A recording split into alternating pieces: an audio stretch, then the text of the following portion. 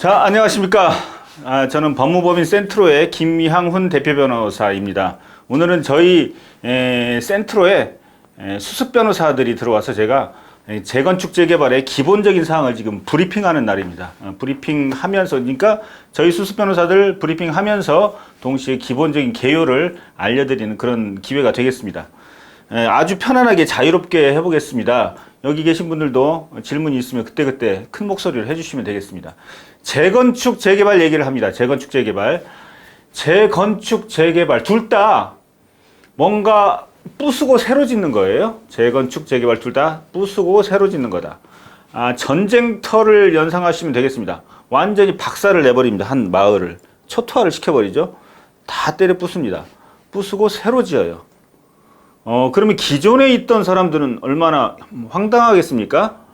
자기 기존의 재산을 잘 계산해 놔야 되겠죠? 잘 계산해 놓는 거. 나 얼마니까? 내가 출자한 게 얼마야? 내 기존 토지와 기존 소유 건물이 얼마야? 이런 것들 계산해 놓고 싶겠죠? 자, 그리고 새로 지은 아파트와 상가가 얼마짜리인데 나는 얼마 내면은 추가 부담금은 얼마 내면 33평짜리 주는 거 맞아? 계산을 다 끝내놔야 되겠죠? 그걸 종전 자산과 종후 자산이라고 얘기합니다. 종후 자산은 새로 신축 건물. 종전 자산은 내 과거, 헌집은 이제 토지와 건물이 있고 이것도 토지 건물이 있죠. 그래서 이거를 뭐 42평을 아파트를 받는다. 33평을 받는다. 근데 42평이 이거는 뭐 예를 들어서 서울 지역의 경우 뭐 16억이다. 조합원 분양가. 이거는 뭐 12억이다. 이게 정해지겠죠. 그러면 이 종후 자산은요, 대부분 공평하게 정해져요. 크게 이유가 없어요. 우리 동네, 뭐 서초동, 어디, 뭐 성수동, 대구, 수성구, 뭐 어디, 이게 그 지역 일대에 대해서 이렇게 딱 정해지는 가격이 있기 때문에 큰 문제는 아닌데, 이 종전 자산이 문제가 돼요. 완전히 다 때려 부수고 박살을 내니까 이걸 얼마를 쳐야 될지가 굉장히 애매하죠?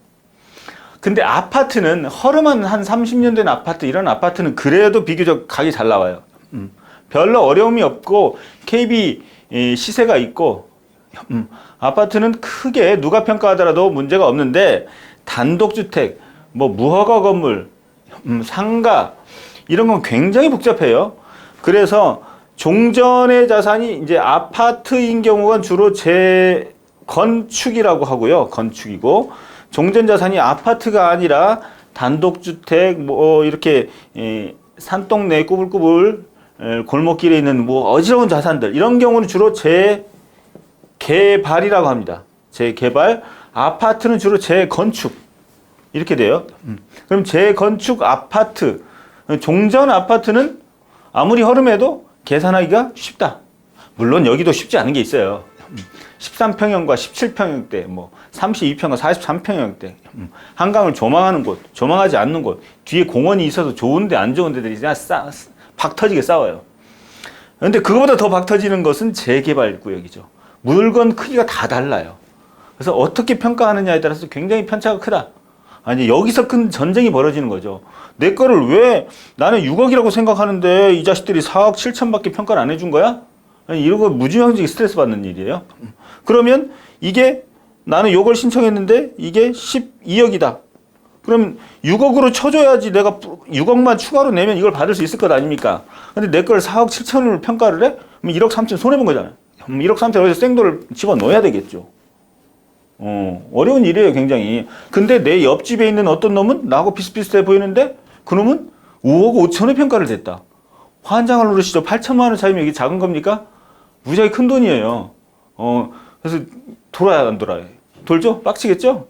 그거 저축하려면 연봉 8천도 쉽지 않은데 연봉 8천을 저축하려면요 5, 6년 진짜 고생해서 버는 돈이에요. 특히 나이 드신 60대 이런 분들 막 그 세탁소 하고 이렇게 해서 한 달 겨우 100만 원 저축하는 분들은 이거 못해요. 그러니까 칼부림 나겠습니까? 안 나겠습니까? 납니다, 이거는 진짜. 막 휘발유 들고 막 조합장 나오라고 막 이렇게 할 법도 해요. 그럴만 하겠죠. 이래서 어려운 거예요. 거의 전쟁 수준입니다. 거의 피난 가야 돼요. 내 집 다 부수고 피난 가서 갔다가 돌아와 보니 이게 엉망진창이야. 이런 상황이라고 생각하시면 돼요. 그렇기 때문에 이렇게 사건 사고가 많다. 그럼 사건 사고가 많으면 변호사한테는 너무나 좋은 거죠. 변호사는 평소에 조폭들, 이렇게 좀 고등학교 때 건달들 이런 애들 좀 친하게 지내야 됩니다. 왜냐면 끊임없이 뭔가 문제가 있기 때문에 범생들하고 사귀면 사건 사고가 없어. 제일 변호사한테 도움이 안 되는 사람들 누군지 아세요? 셀러리맨 친구들. 너무 얌전해. 예. 이혼 한번 하려면 10몇 년 기다려야 이혼 할까 말까. 도대체가 도움이 안 돼. 평소에 고등학교 때 껄렁껄렁한 그런 친구들 굉장히 도움이 많이 돼요. 아무튼 이런데 사건 사고가 무지하게 많아서 도움이 되는데 그만큼 피곤합니다. 아주 짜증나요. 짜증나요. 자, 재건축, 재개발 이런 건데 그러면 아무데나 이렇게 다 때려 붓습니까? 좀 낡아야 부수겠죠? 부술 수 있는 곳, 재건축 구역. 이거 한마디만 더 합시다. 재건축은 주로 아파트인데 정비 기반 시설이 양호한 곳. 그러니까 도로, 학교, 공원 등이 비교적 잘 짜여 있는 곳을 재건축이라고 하고 그렇지 않은 곳을 재개발이라고 해요. 정비 기반 시설이 양호한 곳, 불량한 곳 이렇게 나누는 게 재건축, 재개발인데 양호한 곳은 주로 아파트이고 불량한 곳은 주로 단독주택 지역이고 산동네이더라. 이렇게 됩니다. 자, 그러면 재건축, 재개발 지역을 아무나 막 하고 싶죠? 그래? 이거 뭐 다 부수고 이거 새로 아파트 지으면 돈 될 것 같은데 아무 데나 다 부수고 싶잖아요. 다 부술 수가 없고 정부에서 지정을 해줘요. 어떤 곳을 지정하겠습니까? 허름한 곳, 낡은 곳을 지정하겠죠. 재건축 지역은요, 안전진단이라는 걸 해요. 그래서 안전진단 통과다 하면은 통과는 뭐예요? 좋은 거예요? 나쁜 거예요? 건물이? 크게 말하세요. 크게. 항상 크게 말씀하세요. 노후됐다는 거예요. 그렇죠. 건물이 썩었다는 얘기겠죠. 안전진단 통과라는 얘기는 우리 건물 썩었대 이런 얘기예요. 썩었대. 와, 부숴야 되는데 이런 얘기입니다. 열나 후졌대 우리 건물. 곧 부숴야 될 그럴 정도로 아무튼 오래됐다. 안전진단 통과라는 얘기는 우리 건물 아주 안 좋다. 재개발 지역은요. 이게 아파트를 안전진단으로 해서 전체가 큰 덩어리로 돼 있으니까 이게 뭔가 금도 많이 가고 이렇게 좀 고칠 게 많다는 건데 단독주택을 개별적으로 있잖아요. 그러니까 그 개별적으로 이게 총 건물이 500개가 있다. 그러면 저희 회사 이 법령집에 보면 도시정비법 시행령 시행규칙 이게 넘어가서 정비조례가 아니고 어딨지? 노후불량 건축물에 대해서 그 도표가 나오는 부분이 있는데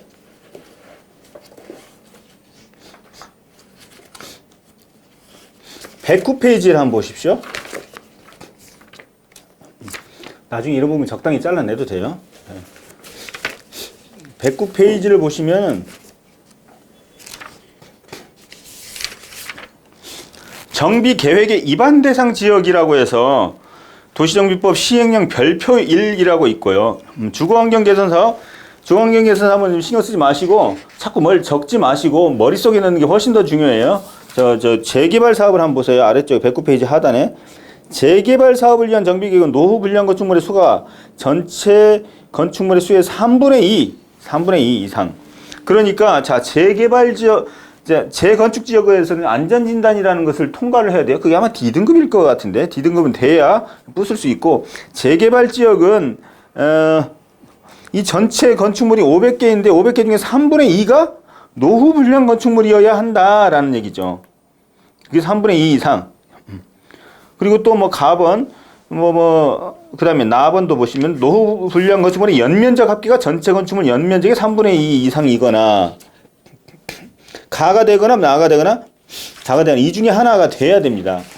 뒤에 보면 라마 이렇게 쭉 있습니다. 이런 요건 중에 하나에 해당이 되면 노후불량 지역으로 봐서 지정을 해요. 여기는 재개발 정비구역으로 지정을 하고 정비계획을 수립합니다. 수립하면 이제 되고 이제 그 다음에 재건축 사업을 위한 구역 저기 110페이지 3번 중간에 건축물의 일부가 멸실 붕괴, 안전사고의 우려가 있는 경우 뭐 이런 식으로 그 다음에 라번 보세요. 안전진단 실시 결과 전체 주택의 3분의 2 이상이 재건축이 필요하다는 판정을 받은 지역으로서 시도조례를 명하는 면적 이상인 지역 뭐 이런 거 이런 요건에 해당하면 재건축구역, 재개발구역으로 지정을 해요. 그럼 그 지정을 누가 하죠? 시도지사가 해요. 시도지사. 앞으로 꼭 시도지사라는 말이 나왔을 때 그 시는 일반시가 아니라 특별시, 특광시라고 합니다. 특광시. 도지사, 시도지사면 도지사보다 앞에 나와 있잖아요. 시가 도지사보다 좀 급이 더 높은 시예요. 그러니까 특별시, 광역시. 그래서 특광시장이라고도 얘기합니다. 특광시 도지사. 시군구청장 할 때 그 시는 뭐예요? 그냥 일반 시.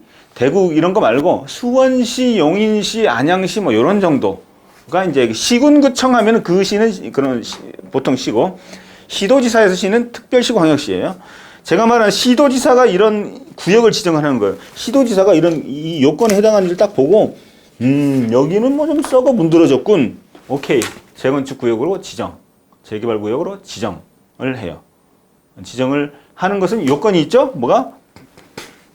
이 요건에 맞아야 돼요. 근데 이 요건에 맞으면 해주는데, 이 요건에 맞는지 안 맞는지를 보려면은 돈을 들여서 조사를 해야 되겠죠? 그 용역비가 몇 억이 들어요. 그죠? 다 뒤져보고 몇 년도에 건축했고 다 만들어 봐야 되겠죠. 그 용역비가 몇 억이 들어요. 그러면 시도지사가 그걸 하겠습니까? 귀찮잖아.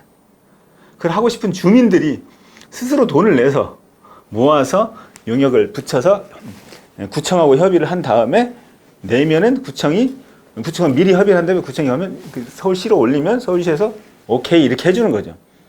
이게 시도지사가 직권으로 할 수 있는 것이지만 사실상은 주민들이 직권 발동을 촉구하는 의미에서 자기들이 모여서 다 돈을 내서 올리면 오케이 해줍니다. 그런 형태가 되죠.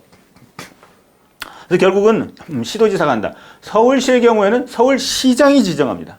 그럼 구청은 경유해서 그냥 올라가는 거예요. 시장이 직권을 합니다. 그래서 이 요건에 맞으면 다 지정해 주겠어요? 꼭 그렇진 않아요. 할 수도 있고 안 할 수도 있는 거예요.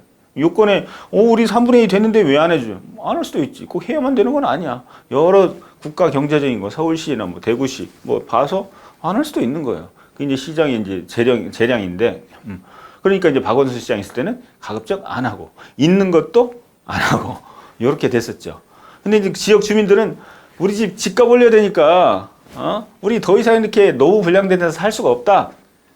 말은 노후 불량된 데서 살 수가 없다라고 하지만 우리도 좀 개량해서 좀 집값 좀 올려보자 이런 얘기예요. 근데 진짜로 노후 불량한 데는 어디죠? 음마 아파트. 그 도대체 옛날부터 재건축 한다고 말만 나오니까 어떻게 수리를 할 수가 없어요. 재건축 얘기 나오는데 돈 들여서 고치겠습니까? 안 고치지? 몇 천만 원 드는데 그 기다린 지 벌써 몇 년 기다려요? 20년을 기다렸어. 환장하겠네 진짜. 진짜 녹물이 새고 그래도 안 고치고 언젠간 재건축 되겠지. 20년 지났어. 20년 지났으니까 이제 안 돼가 아니라 20년 동안 안 됐으니까 더 가능성이 높아지는 거죠. 썩어 문드러지니까. 그래서 이제 서울시장이 바뀌면 뭔가 또 기대를 할 수도 있겠죠. 그쪽에서. 아무튼 자, 재건축 재개발 구역이 지정이 되려면 노후 불량해야 되고 여기는 안전진단 통과해야 되고 여기도 이제 이런 요건을 통과해야 되는데 그렇다고 다 해주는 게 아니고 시도지사가 정책적으로 해주는 것이고 그 용역비도 구역에서 돈이 많이 들기 때문에 주민들이 모아가지고 난리를 쳐요. 그 돈을 그러면 주민들이 내죠. 근데 여러분이 거기 사는 주민하고 하세요. 해보세요. 야, 우리 좀 고쳐보자. 뭐 누가 나서서 좀 해봐. 네가 해봐. 자네가 해봐. 막 이렇게 하겠죠. 누군가가 했어. 돈 내라고 하면 돈 내겠어요? 안 내죠. 그때 나타나는 업자들이 있죠. 업자. 여기 제가 돈을 빌려드릴 테니까 한번 해보세요. 제가 가서 할 수도 있어요. 저 범호비엔 센트로의 대표인데요. 좀 한번 해보시죠. 돈요? 자, 제가 1억 빌려드릴게. 잘 되면 나중에 저희 용역을 해주세요. 이렇게 할 수도 있단 말이죠. 근데 옛날에는 그렇게 통했는데 요즘은 돈을 아무리 빌려줘도 나중에 저희를 선정하려면 그들만의 조합 총회에서 통과가 돼야 돼요. 옛날에 우리가 돈 빌려줬으니까 가급적 해줘야지 안 될 수도 있잖아요. 요즘은 그래요. 옛날에는 다 해주면 대충 뽑아줬는데 요즘은 해도 안 뽑힐 수가 있고 돈도 안 갚아. 돈은 갚아야 될 거 아니야. 돈도 안 갚고. 돈 달라고 소송하면 그건 옛날에 정체불명의 가칭추진위원회 비법인 사단 인지도 언지도 모르는 정체불명의 누군가가 빌린 것이야. 이렇게 또 뻔뻔하게 하고 하여간 난리야. 아무튼 그래서 초반에 누군가가 좀 이권을 가져보고자 하거나 또 좋은 의도를 가지거나 여러 가지 의도로 돈을 십시일반 마련해서 그걸 추진을 하죠. 자, 그래서 서울시나 뭐 대구, 어디서 시에서 지정을 하는 게 정비구역이에요. 정비구역 지정이에요. 그리고 그러면서 정비계획을 수립해요. 계획 수립. 구역 지정, 계획 수립. 그럼 예정구역은 뭐예요? 그냥 이거는 이게 정식으로 이렇게 딱, 요만큼, 요렇게 지정을, 이게 정확한 게 이게 이제 행정계획이에요, 이거는. 아니, 행정계획이 아니라 행정처분. 행정처분이에요. 행정처분으로서, 처분성이 있어서 소송으로 다툴 수가 있어요. 근데 그 전에 그냥 대충 라인만 그러는 거죠. 청사진. 이건 국가에서, 이거는 이제, 지역 주민들이 돈을 내는 경우가 사실상 많은데, 이거는 이제 시도지사나 국가에서 이렇게 2030년을 바라보는 우리의 계획 해가지고 대충 청사진을 그려놓죠. 그러면은 이 정비 예정구역이라는 게 지정이 되면, 이번에 대구시에서, 광주시에서, 경기도에서 이걸 좀 할 생각이 있대라는 청사진이 있죠. 이건 행정계획이고 처분성이 없어요. 그러면 기분이 들떠가지고 이 예정구역 내에 있는 사람들이 모여서 우리 한번 이 안전진단도 받고 뭐 해봅시다라고 하죠. 그래서 시도지사, 구청을 경유해서 시도지사가 올리면은 거기서 이게 땅 떨어지면 이게 이 라인이 확정이 돼버리죠. 확정이 돼. 이게 되면은 이제 재건축 재개발이 거의 가시화되는 거예요. 이제 거의가. 이거는 앞으로 시간만 지나면 될 가능성이 8, 90%다. 라는 거죠. 이것이 되면은 핵심 지역은 집값이 오르죠. 핵심 지역이 아닌데도 뭐 해도 안 올라. 근데 집값이 오르죠. 그러니까 살려면 언제 사야 돼? 이거 되기 전에 사야 돼. 이거 되기 전에. 요 예정구역부터 구역 될 때까지 사이에 사야 돼요. 이거 돼버리고 나면 게임 끝나버렸어요, 사실. 물건이 다 매물이 사라져버려요. 안 팔아. 안 팔아요. 그러니까 요때 사야 돼, 만만할 때. 그리고 내가 땅이 500평이 있는데 500평이 있어도 나중에 아파트 몇 개 받아요? 하나 받아요. 1000평이 있어도 하나 받아. 그러니까 이 500평을 쪼개겠죠? 100평으로 다 쪼개, 5개로 쪼개면 5개가 나오겠죠? 언제까지 쪼개야 돼요? 정비구역 요때까지 쪼개야 돼요. 요때까지 쪼개면 5개 인정해줘. 근데 이후에 쪼개면 여전히 1개. 미리미리. 가시화되기 요 상태는요, 될지 안 될지를 알 수가 없어. 재건축 재개발이 될지. 요게 해두면 가능성이 매우 높아지지. 그래서 어떤 핵심 지역은요, 정비 예정구역을 하면서 딱 묶어버려요. 더 이상 건축 제한. 근데 여기서부터 이제는 이걸 권리산정일이라고 하는데 이 이후에는 쪼개도 안 돼. 그런 경우도 있어요. 근데 대부분은 다 정비구역 요때 이후에 쪼개도 그냥 여전히 1개로 가고, 그렇습니다. 그래서 투자를 하려면 여기서 투자를 해야 되는데, 그래도 뭐 여기서 투자해도 돼요. 자, 이렇게 되는데, 시도지사가 이걸 지정을 하는데, 그러면 경기도 지역, 오산에 있는 거는 경기도지사가 다 지정을 합니까? 경기도에 얼마나 시와 군이 많아요. 경기도지사가 다 할 수가 없어요. 서울시 같은 경우는 구청을 경유해서 서울시가 하는데, 사실상 구청에서 모든 계획을 다 만들고 서울시에서 도장만 사실 찍겠죠. 근데 경기도의 경우에는 경기도지사가 모든 걸 다 관할할 수 없기 때문에 경기도의 경우에는 대도시장이라는 게 있어요. 경기도 내의 대도시장. 인구 50만 이상의 대도시. 인구 50만 이상일 거예요, 아마. 제가 하도 이걸 오랫동안 해왔기 때문에 이 법령이 바뀌는 거를 그때그때 다 따라잡기가 힘들어요. 정비구역의 지정이라고 해요. 도정법 8페이지에 보면 14조에 8페이지에 보면 14조에 8페이지 빨리빨리 보세요. 14조에 정비계획의 입안 제한이라는 게 있죠. 아까 이게 정비계획은 시도지사, 서울시에서 하는데 입안 제한은요, 사실상 시도지사가 하지만 시도지사 하겠어? 주민들이 좀 해주세요라고 제안을 한단 말이죠. 그 제안에 대해서 써놨어요. 이렇게 되어 있고, 17페이지 보면 정비구역의 17페이지 아니 16조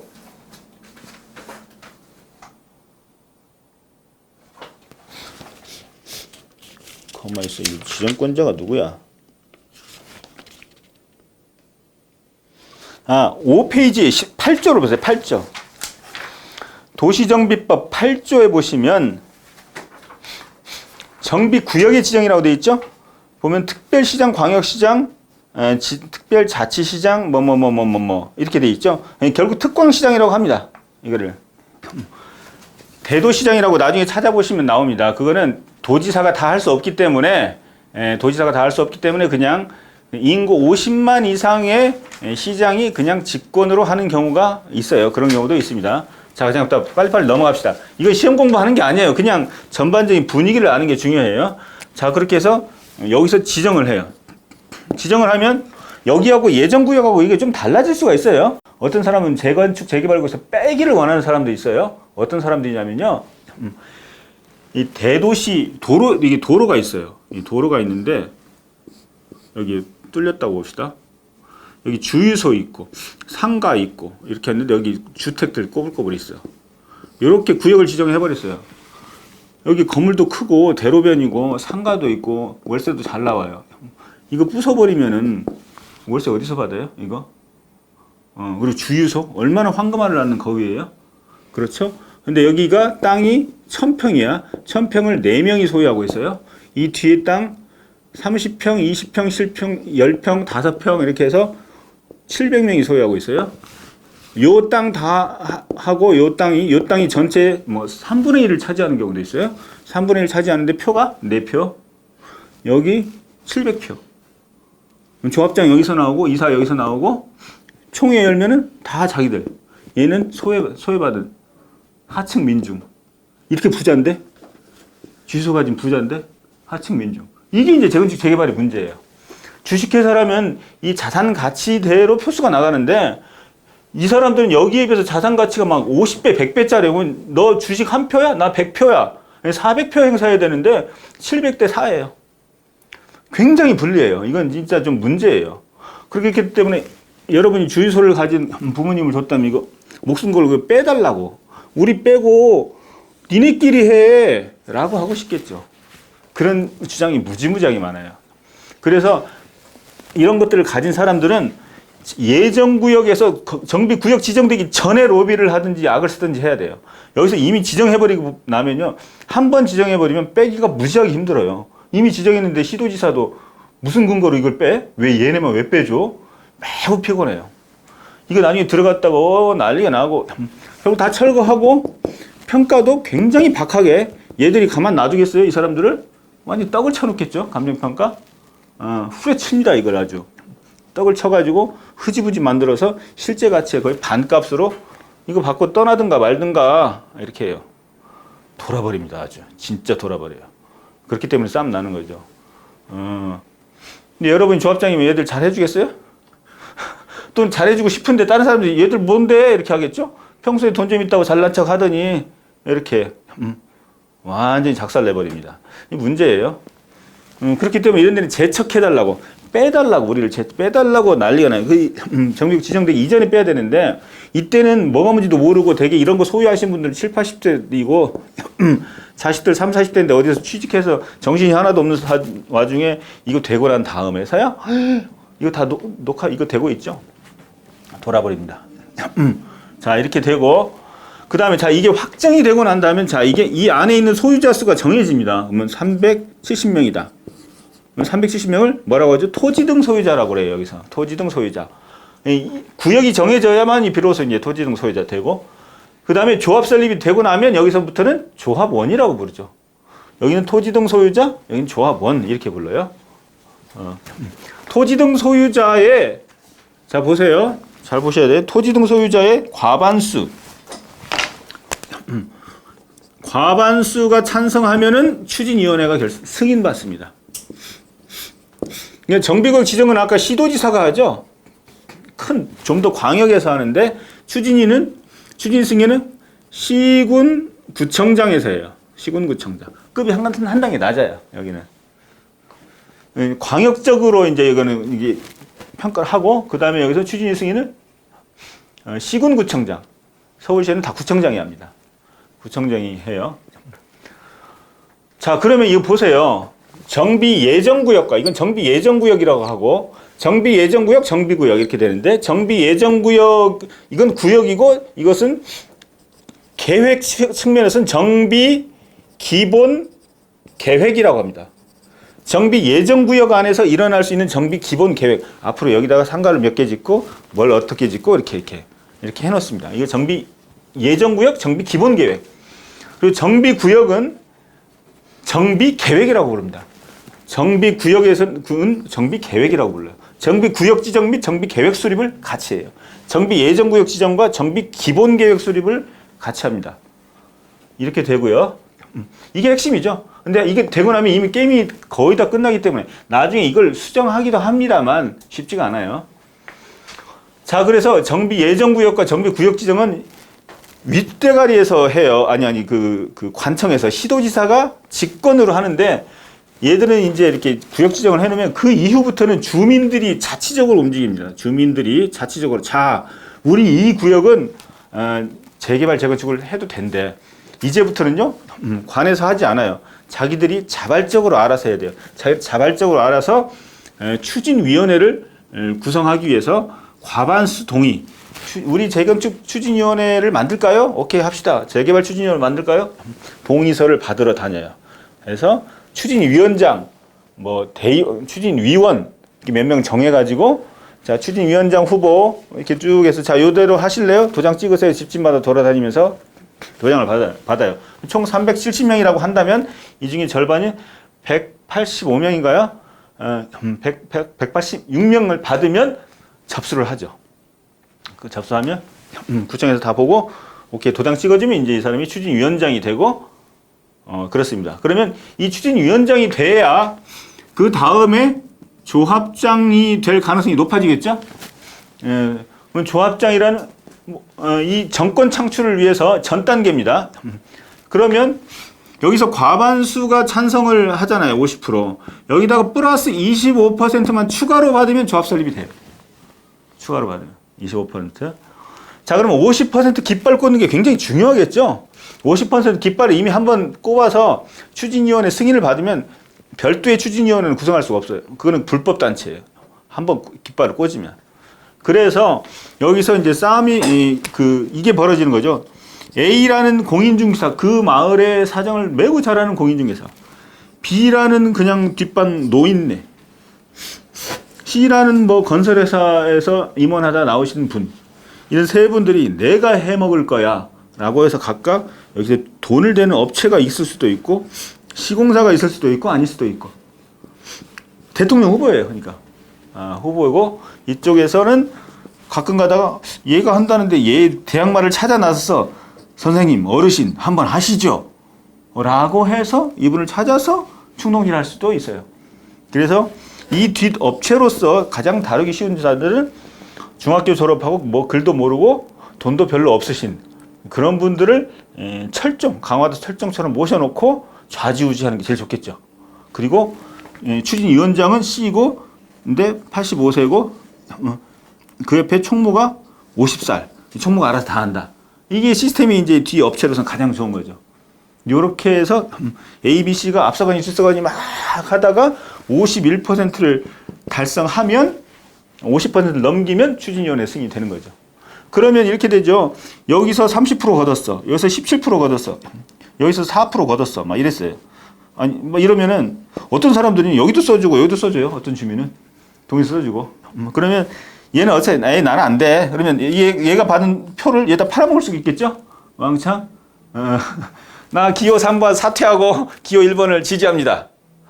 이런 거. 비슷하잖아요? 그렇게 할 수 있어요.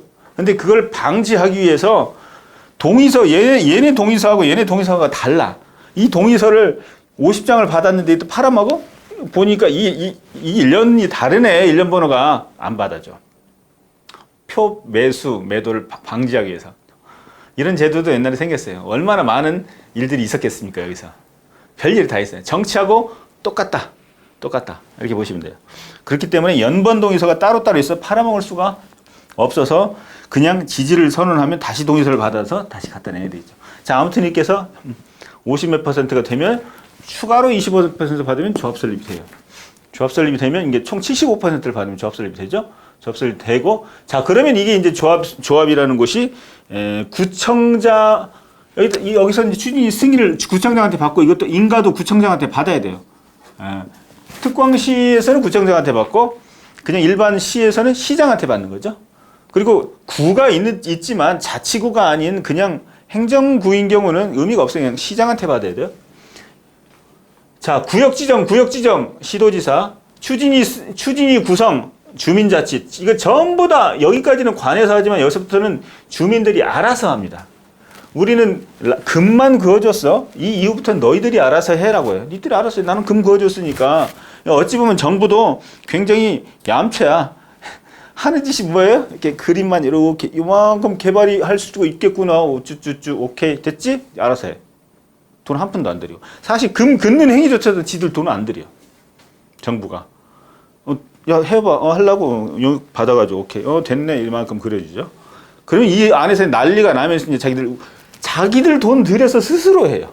행정청에 늘어난 팔이에요. 사실은 이 개발 행위라는 것은 모든 것은 국가가 관장을 해야 돼요. 근데 국가가 하지 않고 그냥 도장 빵 찍어주면서 야 너네 행정청 해라. 감투 이리 와봐. 감투 딱 씌워주고 너네 지금부터 행정청이야. 알아서 해봐. 라고 하고 무슨 일이 있으면 도장 찍어주고 늘어난 팔이고 행정청이라 너희는 구청이라는 테두리 내에는 없지만 밖에 있는 외곽구청 외청이야. 행정청의 지위를 부여합니다. 조합. 조합이 무슨 일을 할 수 있으면은 다 행정소송이 발생하죠. 인가에 대해서 다툴 때도 행정소송이지만 이 조합이 수립한 사업시행 계획, 여기는 계획이라고 보시면 돼요.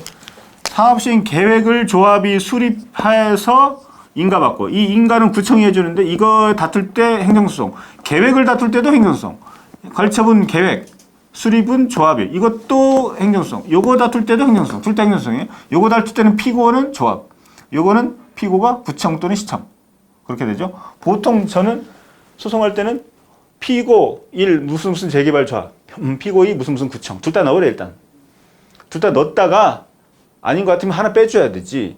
하나만 넣었다가 나중에 넣으려면 못 넣어요. 피고 추가는 안 돼요. 그래서 변호사는 웬만하면 다 넣는다. 피고를 누구로 해야 되나요? 했을 때 로스쿨이나 이런 데서 둘 다 해버리죠. 그러면 땡 하나 틀리겠죠? 근데 여기서는 둘 다 넣어야 돼요. 애매할 때는 넣는다. 변호사는요, 딱 하나의 총알로 정답을 딱 맞추는 게 변호사가 이면 좋겠지만 안 그럴 가능성이 많잖아요. 변호사는 따발총을 준비해서 갈겨버리는 게 변호사예요. 갈겨서 하나만 맞으면 되잖아. 근데 그러면 총알이 많이 소비되잖아요. 많이 소비되는 것보다 못 맞추는 것보다 낫잖아. 못 맞춰보는 것보다. 막 이것저것 주장해. 이것저것 막 주장해. 아님 말고 막 주장해. 판사가 짜증내겠죠. 그럼 판사 당신 일이지 그거는. 나는 주장하고 너는 판단하라. 근데 로스쿨 나오신 분들은 딱 하나 정답만 맞추려는 습성이 너무 강해. 미치겠어 진짜. 딱 하나 써가지고 딱 맞춰가지고 칭찬받으려고. 그런 마인드를 버리셔야 돼. 제발. 나 지긋지긋해 죽겠어. 그 마인드를 버리는데 한 2, 3년 걸려요. 그냥 막 다 주장해버려요. 물론 제일 정답을 맞추면 좋죠. 근데 애매할 때는 둘 다 걸어버려요. 구청도 피고로. 가끔 판사님들이 왜 구청도 피고로 넣었어요? 서면으로 밝히겠습니다. 그냥 그렇게 하면 돼. 그냥. 아니 왜 변호사님 이거 이런 거 아니겠습니까? 원고 대리인 이렇게 소송을 이렇게 번잡스럽게 하십니까? 차외기 이래 정리하겠습니다. 그리고 정리 안 해. 아무튼 자 이렇게 자 여기서부터 이제 그 구청에 늘어난 팔. 구청이 해야 될 일을 조합에 맡겨놓고 알아서 다 하래. 알아서 다 해놓고 인가할 때 각종 조건을 걸고 뺏어가고 이런 나쁜 짓들을 많이 했고 물론 행정청도 좋은 일 많이 합니다. 좀 좋은 거 많이 하죠. 이제 굳이 말하자면 그렇다는 얘기지. 자 여기서부터 여기까지는요. 시행사 단체를 설립한 거예요. 이제 비로소 단체가 설립됐고 이 단체가 굉장히 막강한 권한을 가지고 큰 권한을 가지고 개발 사업을 추진해요. 추진해서 사업 시행 계획과 걸쳐본. 자, 그래서 여러분 이렇게 외우세요. 야, 이거 진짜 명강이다. 이거 명강인. 제 한 거의 20년 묵은 강의죠. 조사관 이렇게 두 문자가 제일 좋아요. 조사, 조합 설립, 사업 시행과 걸쳐본. 이 세 단계 이게 가장 큰 계획이죠. 조합이 설립되고 사업 시행 인가를 하고 걸쳐본 계획 인가를 합니다. 자, 그러면 여기까지는요, 뭐예요? 이 지난한 과정이 몇 년 걸리는데, 여기서 집값 한번 오르고, 여기서 집값 한번 오르죠. 결국, 시행자라는 단체를 만든 거예요. 75% 동의를 얻어서 시행자라는 단체를 만들었어요. 그 다음에 사업시행계획 관리처분을 하는데, 사업시행계획이라는 것은 건축허가예요. 쉽게 말하면. 건축허가. 대규모적인 건축허가죠. 그래서 사업시행계획 바로 직전에 이 개별적인 건축물 하나하나를 짓는 걸 건축허가라고 하죠. 근데 이거는 대규모적인 아파트로 상가를 건설하기 때문에 이거는 사업시행계획이라고 하는 거죠. 또는 다른 법률에서는 사업 계획 승인이라고도 하죠. 지금 제가 강의하는 모든 것은 도시 및 주거환경 정비법에 대한 거예요. 각종 개발법규가 많아요. 지금 제가 하는 건 도시 및 주거환경 정비법 얘기고, 주택법상의 계획은 또 다르고, 도시개발법 다르고, 막 그래요. 주택법, 도시개발법, 도시환경 정비법, 공익사업 토지보상법 여러 가지가 있는데, 지금 저는 도시 및 주거환경 정비법을 얘기하고 있는 거예요. 그래서 주택법에서는 사업계획 승인이라는 표현을 쓰고, 공익사업 토지보상법도 사업계획 승인인가? 이런 말을 씁니다. 그러면 잠깐 세서 도시정비법하고 주택법하고 도대체 무슨 차이지? 건축법은 또 뭐야? 건축법은요, 그냥 개별적인 건축물 하나하나를 건축하는 것을 관리하는 거예요. 지금 저기 있잖아요. 부수고 새로 지으려는데, 건축허가 받아야 돼요. 그냥 하나씩, 하나의 물건. 주택법은 주택을 짓는 거예요. 주택을 짓는 거. 우리나라는 원래 주택이 매우 모자랐기 때문에 주택을 어떻게 대규모로 지어야 되겠는데 라고 해서 만든 게 주택건설 촉진법이라고 해서 주택을 지을 때는 굉장히 특권을 주어서 땅 매입도 편하게 하게끔 만들어내는 게 주택건설을 촉진하는 법으로 주택건설 촉진법이 있었는데 촉진법을 빼고 주택법이라고 바꿨어요. 그 안에도 얘기가 너무 길어지는데 주택법 내에는요 지직임리라는 게 있어요. 지직임리. 지역주택조합, 직장주택조합, 임대주택조합, 리모델링조합 이런 조합이 있어요. 그 안에 주택법 내에 지역주택, 직장주택조합, 임대조합, 리모델링조합. 지금 리모델링조합과 지역주택조합이 조금 행해지고 있죠. 꽤나 행해지고 있습니다. 이거는 주택법. 이건 주택법이고 저희 법인에서도 하잖아요. 지역주택조합과 리모델링조합. 이 사업을 하는데 이거는 주택법상의 조합이고 지금 하고 있는 것은 도시 및 주거환경 정비법상의 재개발조합과 재건축조합을 하고 있어요. 주택법이 있고 건축법이 있고 도시 및 주거환경 정비법이 있고 도시개발법이 있어요. 도시개발법은 김포라든지 뭐 동탄이라든지 이런 시골 지역 같은 데를 무슨 건물도 있고 축사도 있고 하겠죠. 그걸 다 정리하고 신도시를 건설하는 거죠. 신천지를 건설하는 것이고 도시 및 주거환경 정비법은 이런 구시가지 부천, 인천, 서울, 의정부 이미 사람이 빼곡히 살고 있어요. 근데 너무 허름해서 그걸 다 부수고 새로 짓는 거. 도시 및 주거환경 정비법, 도시 정비법이라고 하죠.